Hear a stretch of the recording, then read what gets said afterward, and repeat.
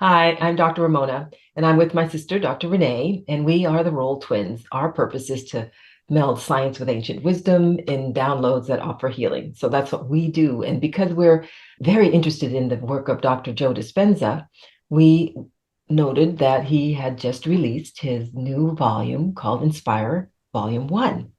And what we wanted to do was create a video log, a 12-week video log of our progress as we used it. So, what we want to do is to chronicle our process for ourselves. And if you're interested in that and just comparing what's happening for you, please come along. We want to know if Dr. Joe Dispenza's new Inspire Volume 1 supercharges the pineal gland breath process. And is there anything that we can do ourselves? What steps can we take to sort of maximize our engagement with that process? And lastly, since we're doing this for 12 weeks, we want to know each week what kind of experiences have we had that indicate change. So let's get started.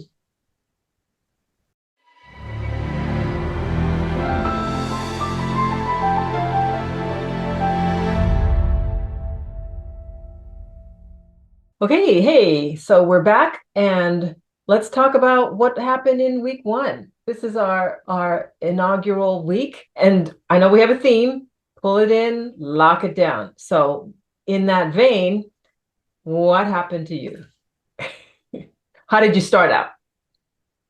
Or Hey, let's talk about how the process starts for us, because I think I began with the Inspire Volume 1, listening to the tracks and choosing a few of them. I didn't really know what my process was going to be at the beginning, because I know there were a lot of tracks, and I didn't know if I could get through all 10 tracks. So the idea was just I experienced a few of the tracks um, while I was doing the practice. But I would say that I always came in here I'm talking about my office, between 2 and 3 in the morning. And I know that I started with some pranayama before engaging with the pineal gland breath. Lock it down, pull it in, lock it down. I'm trying to figure out what that was all about for the number of songs. I think I listened to about four, maybe 3 or 4 tracks while I was doing this, just trying to figure out what was going on each of the days, which tracks I really liked, which tracks I engaged with, and I was keeping track of which ones just sort of spoke to me, motivated me to continue on doing more. What about well, I kind of set an intention. I said, I'm going to come in here every day this week with a particular goal. I mean, the theme was pull it in, lock it down, but the intention was for me to figure out what process is going to begin to work to get me to the goal of consistent pineal gland activation. So in my office, I have a chair that's specially set aside for this, a blanket that covers me because it's kind of cool at 1 to 4 in the morning. And I sit there every day. So the vibes of what I'm creating are there in this there? office, my office, but it's just over there behind the screen here. And then every day I would play 3 or 4 of the tracks. So I didn't play them all the way through every day because I was also actually doing the work while I was listening. So it wasn't just let's listen and see if I like it. No, I was actually using it to see how it worked with my body and all that stuff. So it took me several days to get through all of them, to have listened to all of them. And by that time, then I had decided which ones. I chose 6 that I was particularly engaged with or connected to that resonated with me that I thought would be helpful in this phase of learning. And I put them in a playlist. I put them in a playlist, and that's where and then I began or continued to, do the practice. And like you, I have a preliminary pranayama that I do as well, just to sort of prime the pump. That's how I see it. And then I'm more relaxed. My breathing is more steady and calm, so that once I move into doing the Inspire, which is actually more energizing for me at least. I mean, my goodness, I've got some foundation built. So that's the walk through it type of process that I was going through.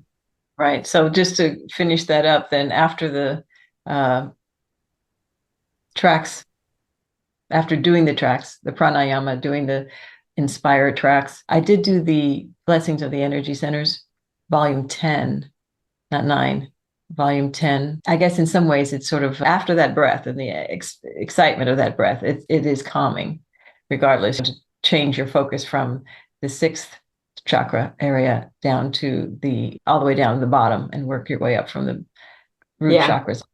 So it's a calming, wonderful way of transitioning into a lower energy space, if you will, a calmer energy space. So I did that after the practice. Did you have something that you engaged with after the practice?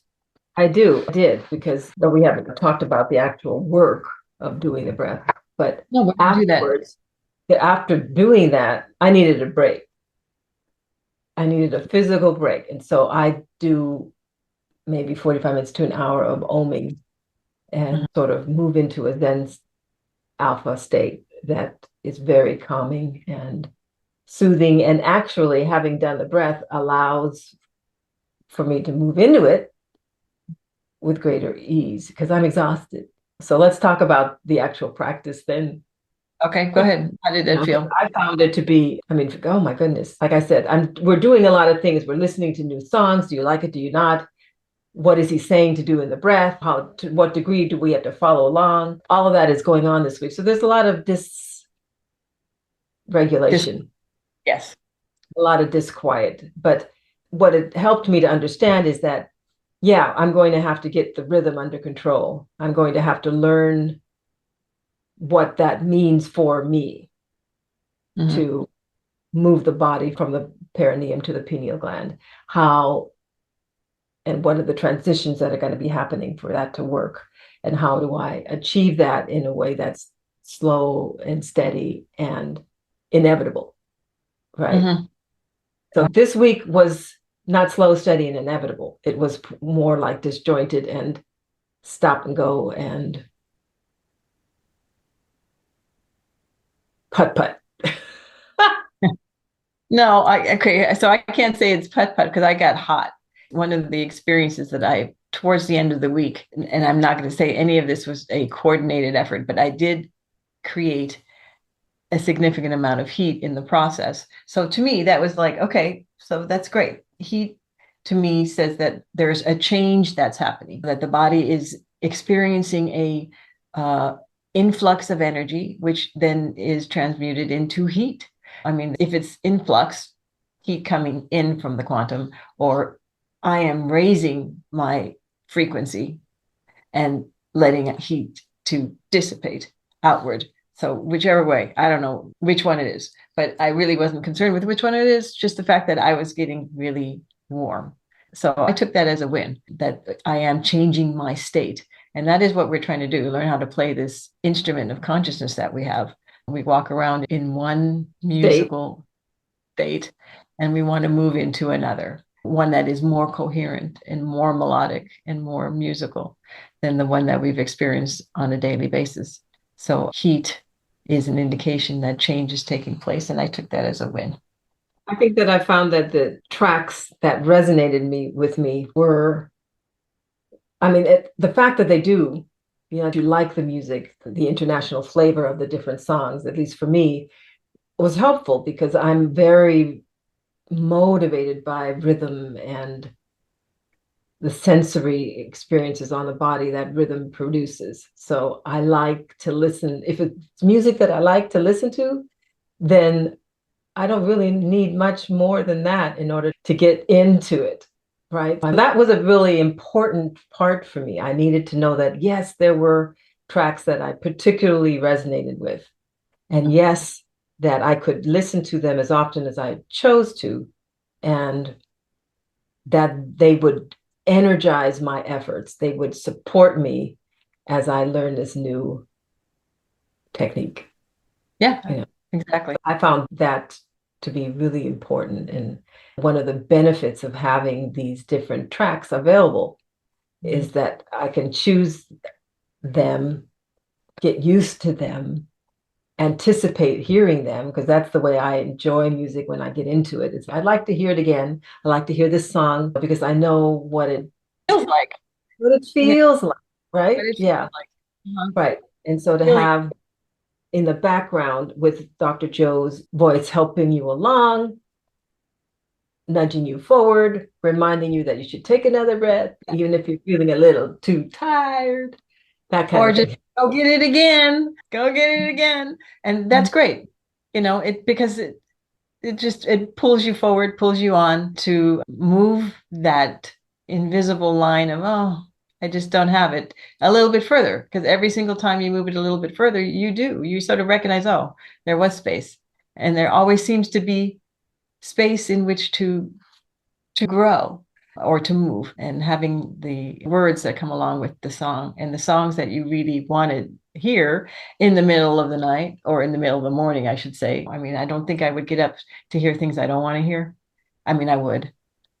I have to be honest, I would, but it's so much nicer when it's something you want to hear than when it's not, because it makes you feel like you're surrounded by love, and that's the love that you're experiencing, and you're in your body, in your mind, in your soul. It makes you sing. So it's nice. It's wonderful. And I look forward to it. So I guess that's all I can say, is that this week has energized my desire to experience even more of those metabolites manifesting themselves and changing my level of consciousness in a whole new direction. Well, that's a perfect way to end it because that's All so true.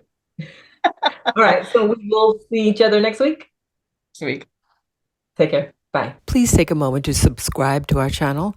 That way you'll be notified every time we upload a new segment in our 12-week Inspire Volume 1 video journal series. If you'd like to start your own journey, you can purchase Dr. Joe's Inspire Volume 1 10 Tracks to Master the Breath album using the direct link in the description. Happy breathing!